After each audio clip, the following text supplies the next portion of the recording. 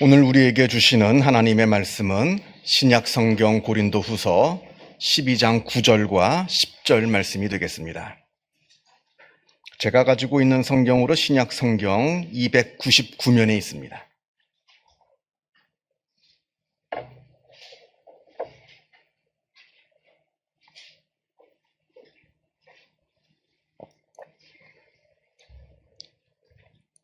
고린도후서 12장 9절과 10절 말씀을 봉독합니다. 이 계시의 말씀을 봉독할 때에 살아계신 하나님의 음성을 다 함께 들으실 수 있기를 바랍니다. 나에게 이르시기를 내 은혜가 내게 족하도다. 이는 내 능력이 약한 데서 온전하여짐이라 하신지라. 그러므로 도리어 크게 기뻐함으로 나의 여러 약한 것들에 대하여 자랑하리니 이는 그리스도의 능력이 내게 머물게 하려 함이라. 그러므로 내가 그리스도를 위하여 약한 것들과 능욕과 궁핍과 박해와 곤고를 기뻐하노니 이는 내가 약한 그때의 강함이냐. 아멘. 중국 고전 중에 소림광기라는 책이 있습니다. 웃음소, 수풀림, 넓을 광, 기록할 기 자를 써서 웃음에 대한 넓은 기록, 이런 뜻입니다. 옛날 청나라 때 쓰여진 그 당시에 유행하던 우스갯소리를 모아놓은 일종의 유머집입니다. 이 책에 나오는 이야기입니다. 어떤 사람이 아주 값비싼 침대를 하나 새로 구입해놓고는 이걸 동네 사람들한테 자랑을 하고 싶어서 마음이 안달이 났습니다. 그렇다고 대놓고 자랑을 하자니 좀 민망하기도 한 것 같고 해서 꾀를 하나 냈는데 그게 바로 꾀병을 앓는 겁니다. 동네 사람들한테 연락을 해서 자기가 큰 병에 걸려서 침대에 꼼짝 못하고 누워있다 이렇게 소식을 전합니다. 그리고는 사람들이 문병 오기를 기다리고 있는 겁니다. 그래서 사람들이 문병을 오게 되면 나는 침대에 가만히 누워있어서 내 침대를 자랑할 수 있겠구나 이렇게 된 겁니다. 그런데 그때 문병을 온 손님들 중에 하필 새 속바지를 사 입어서 그 속바지를 너무나 자랑하고 싶었던 사람이 있었습니다.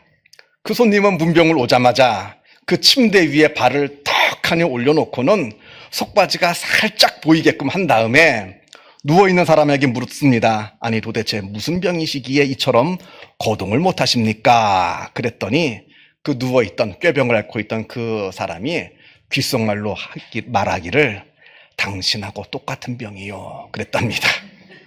무슨 병입니까? 자랑하고 싶어서 안달이 난 자랑병에 걸렸다는 겁니다.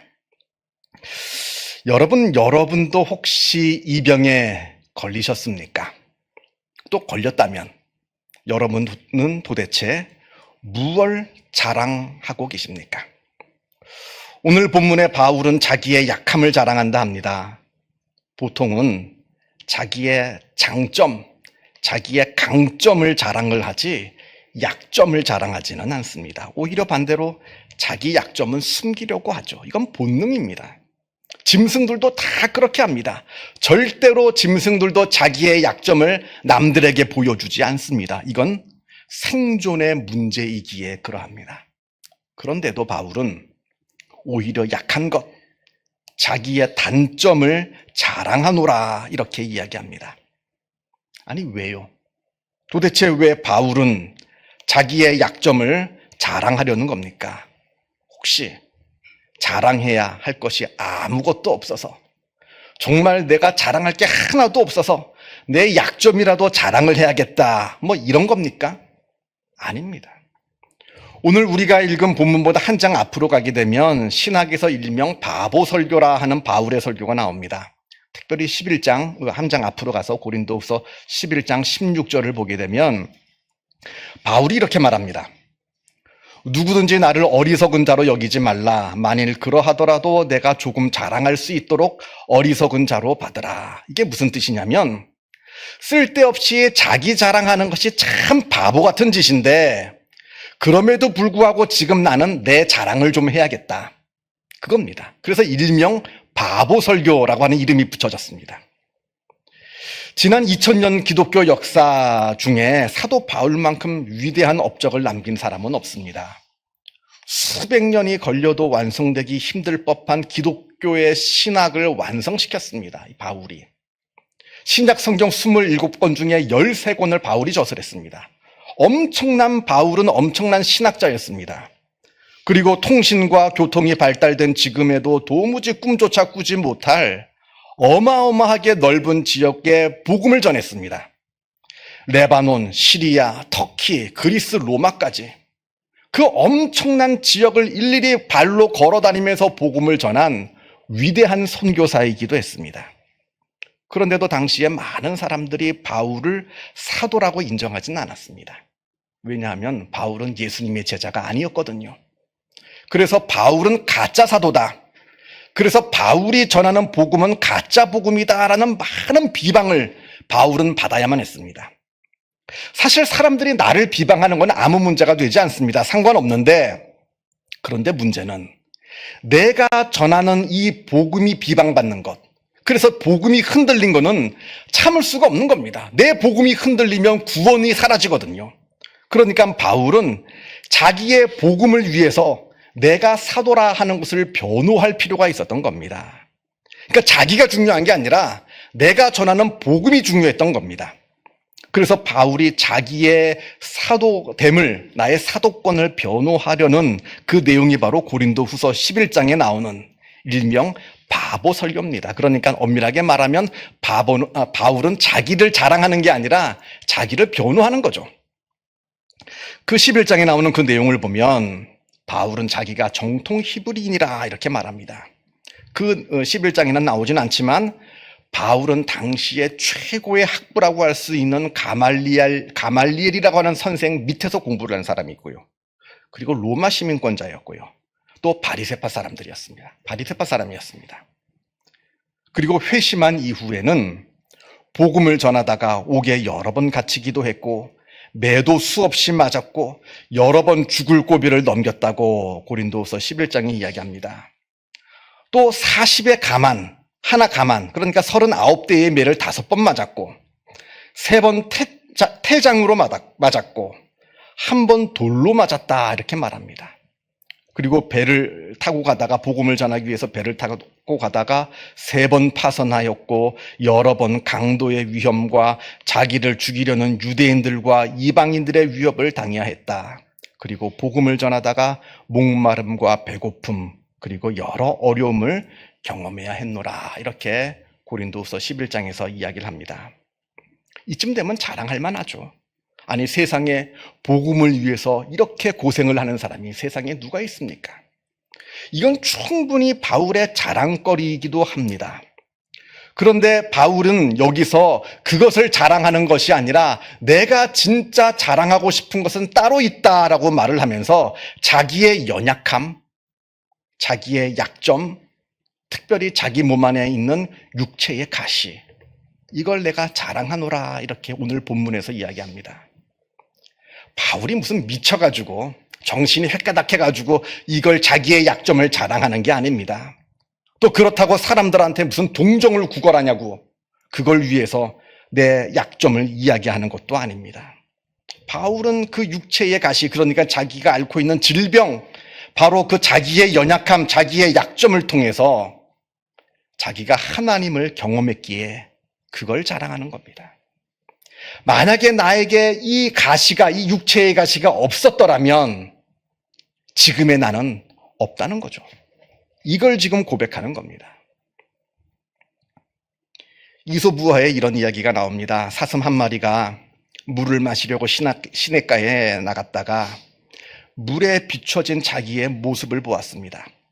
먼저는 자기 머리 위에 나 있는 아름답고 커다란 뿔을 보고서는 이 뿔이 너무나 자랑스러웠습니다. 그리고는 이번에는 자기 다리를 보았습니다. 머리에 달린 뿔은 너무나도 우람하고 아주 멋있는데, 그런데 내 다리는 그 뿔에 비해서 너무나 빈약하고 연약해 보이는 겁니다. 볼품이 없었습니다. 자, 그러고 있는 그때에 어디선가 갑자기 늑대가 나타나서 이 사슴을 잡아먹으려고 달려옵니다. 그러자 이 사슴이 깜짝 놀라서 걸음아 나 살려라 하면서 막 도망을 칩니다. 그렇게 한참 도망을 가서 이 늑대를 거의 따돌리려고 하는 순간에 그만 그 뿔이 나뭇가지에 걸려서 꼼짝달싹하지 못하고 죽게 되었습니다. 자, 그러자 이 사슴이 이렇게 볼품없는 내 다리는 나를 살려주었는데 이 자랑스러운 내 뿔이 나를 죽이는구나 탄식을 했다고 합니다. 여러분, 내가 생각하고 있는 내 장점, 내가 남들한테 자랑하고 싶은 내 장점이 반드시 나를 살리는 게 아닙니다.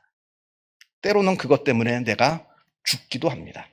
반대로 내가 생각하는 단점, 그래서 부끄러워서 남들한테 감추고 싶은 그 단점이 반드시 단점으로만 남는 것도 아닙니다. 내가 남들한테 보여주고 싶고 자랑하고 싶은 것이 나를 죽이기도 하고요. 감추고 싶고 숨기고 싶은 내 단점이 오히려 나를 살리기도 합니다. 왜냐하면 그 속에 하나님의 개입하심이 있기 때문에 그러합니다. 구약성경 사무엘상 17장에 다윗과 골리앗의 이야기가 나옵니다. 골리앗은 기골이 장대한 백전백승의 장수입니다. 성경을 보면 그 키가 6규빗이나 되었다고 합니다. 우리가 성경 보면 규빗이라는 도량형이 나오잖아요. 이 도량형을 쉽게 말하면 50cm라 보면 됩니다. 물론 정확하게 얘기하면 조금 다릅니다. 그러나 대략 50cm라 이렇게 기억을 하시면 계산하기가 굉장히 편해집니다. 그러니까 6규빗이라고 하면 거의 3m에 육박하는 엄청난 거인입니다. 엄청난 거인이죠. 제가 한번 찾아보니까요, 세상에서 제일 키가 큰 사람이 누구였나 기록되어 있는 걸로 보니까 미국의 로버트 위들러라는 사람인데요. 이 사람 키가 2m 72cm였답니다. 그냥 확인된 거예요. 그러니까 골리앗의 키가 거의 3m에 육박했다는 이야기는 결코 과장이 아니었을 겁니다. 실제로 3m나 되는 엄청난 거후 백전백승의 장수가 있었다는 겁니다. 이에 반해 다윗은 그냥 양을 치는 어린 소년이었습니다. 군인도 아니었습니다. 자기 형들 전쟁터에 나가 있는데 먹을 걸 좀 갖다 주라 하는 아버지 심부름으로 전쟁터에 왔다가 저 골리앗을 만나게 된 겁니다. 하나님과 이스라엘을 모독하는 저 골리앗의 소리를 다윗이 심부름을 왔다가 듣게 됩니다. 그런데 문제는 이스라엘 군대 중에서 저 골리앗과 맞서 싸울 사람이 아무도 없었다는 데에 있습니다. 다들 겁을 집어먹고는 저 골리앗과 싸울 생각을 아무도 하지 않는 겁니다. 이때 다윗이 자기가 나가서 싸우겠다고 합니다. 저 할례받지 않은 블레셋 사람이 누구이기에 살아계신 하나님의 군대를 모욕하느냐 말하면서 골리앗을 향해서 나아갑니다. 갑옷도 입지 않은 채 무기도 없이 그저 손에는 물맷돌 5개를 들고 골리앗에게 나갑니다. 그 다음의 결과는 우리가 너무나 잘 알고 있는 내용이죠. 다윗이 재빠르게 물맷돌을 돌려서 돌을 날렸고 그 돌이 정확하게 골리앗의 이마에 맞아서 골리앗이 쓰러집니다. 이 이야기를 미국의 베스트셀러 작가인 말콤 그레도웰이 다윗과 골리앗, 강자를 이기는 약자의 기술이라는 책에서 이렇게 설명을 합니다.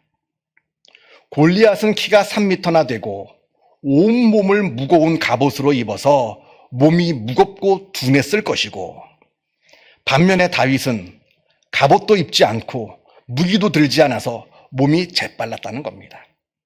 작지만 재빠른 사람이 크지만 둔한 사람을 이긴 것이다. 우리가 일반적으로 생각하는 단점이 반드시 단점으로만 남는 것도 아니고, 우리가 일반적으로 생각하는 그 장점이 반드시 장점으로만 남는 것도 아니다. 그래서 나의 장점과 단점을 속단하지 말라. 이게 바로 이 책에서 말하는 내용이에요. 맞는 말이죠. 맞는 말입니다. 내 단점이 내 단점으로 영원히 남지 않습니다. 내 장점이 내 장점으로 영원히 남지 않습니다. 그러나 사무엘상 17장에 나오는 이 다윗과 골리앗의 이야기는 더 중요한 내용이 한 가지 더 있습니다. 그건 바로 하나님의 개입하심. 하나님이 다윗에게 개입하셨다는 겁니다. 다윗은 그저 재빨랐고 골리앗은 그저 둔해서 다윗이 이기고 골리앗이 진 것이 아니라 다윗은 하나님의 사람이었다는 겁니다. 그래서 하나님을 의지하면서 나아간 것이고요. 그리고 그때 하나님께서 다윗과 함께 해주셔서 다윗이 이기게 해주셨다는 겁니다. 이게 중요한 내용입니다. 하나님의 개입하심. 성경은 온통 이 하나님의 개입하심에 대한 이야기입니다. 아무런 정치적이고 군사적인 능력이 없이 무려 400년 동안이나 그 당대 최고의 강대국이었던 이집트에서 노예 생활을 했던 히브리 민족이 어느 날 갑자기 해방이 되었습니다. 총동기 문명에서 벗어나지 못했던 이 히브리 민족, 이 이스라엘 백성이 철기 문명을 자랑하는 가나안 족속을 상대로 싸워서 이겼습니다. 고작 300명밖에 되지 않는 기드온의 군대가 수만 명에 이르는 미디안의 대군을 대파했습니다. 또 방금 본 소년 다윗이 중무장한 백전백승의 장군 골리앗과 싸워서 이겼습니다. 이 모든 성경들 이야기 속에서 나오는 단 하나의 공통점이 있다면 그건 바로 하나님께서 그 사건에 개입해 주셨다는 겁니다.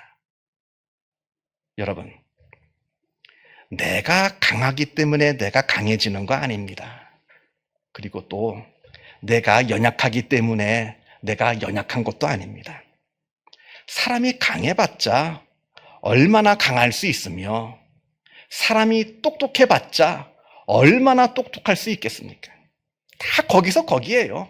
우리 딴에는 뭐 엄청난 차이가 있는 것 같습니다만 그냥 다 도토리 키재기입니다. 사람에게 주어진, 나에게 주어진 그 강함과 약함이라고 하는 것, 그건 아무런 의미가 없습니다. 그냥 약간의 차이일 뿐이에요. 그런데 결정적인 차이가 있습니다. 그건 바로 하나님께서 나의 삶 가운데 개입해 주시느냐, 개입해 주지 않느냐. 이게 결정적인 차이라는 겁니다. 사람은 보통 약할 때, 궁핍할 때, 능력이 부족할 때, 자기에게 어려움이 있을 때 하나님을 붙잡게 됩니다. 이건 누구나 가지고 있는 어떤 마음일 거예요. 여러분도 한번 생각해 보세요. 여러분들 한번 지난 삶을 쭉 한번 되돌아보세요. 언제 하나님께 기도하던가요, 내가 언제 하나님을 붙들던가요? 내가 건강할 때, 내가 풍요로울 때, 내가 평안할 때, 하는 것마다 다 잘 될 때, 그때 하나님 붙잡고 간절하게 기도하던가요? 아니면 나에게 어려움이 있을 때, 내가 연약할 때, 내가 병들었을 때, 내가 갖고 있는 능력이 부족할 때, 내가 도무지 감당할 수 없는 일이 나에게 찾아왔을 때, 그때 하나님을 붙잡고 하나님께 간절하게 기도하던가요? 아마 후자일 겁니다, 여러분들도. 특별한 사람이 아닌 이상. 그러니까 우리가 연약할 때 그때 하나님의 능력이 나타나는 겁니다. 그러니까 나의 연약함이라고 하는 것은 나의 단점이 아닙니다.